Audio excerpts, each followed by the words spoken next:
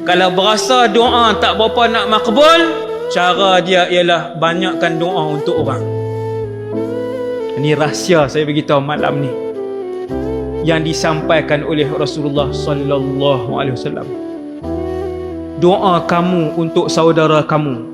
Kamu tak kenal dia, dia bukan bos kamu, dia bukan janjikan harta untuk kamu, projek untuk kamu, tapi kamu doa dia istiqamah. Tengok muka dia, kita berdoa, wahai Allah, wahai Tuhan, bukalah pintu hati dia untuk main masjid.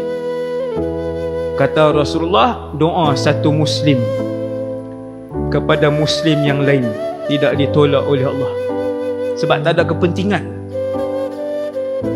Dia tengok orang tu susah, dia kata, ya Allah, luahkanlah rezeki dia, dia susah. Tak ada kepentingan apa. Tak ada makhluk tahu, bahkan kita berdoa di dalam hati dan diri kita seorang saja.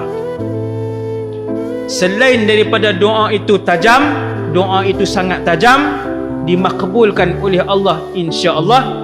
Selain itu, kata Rasulullah, doa dan kebaikan itu juga kembali kepada orang yang mendoakan.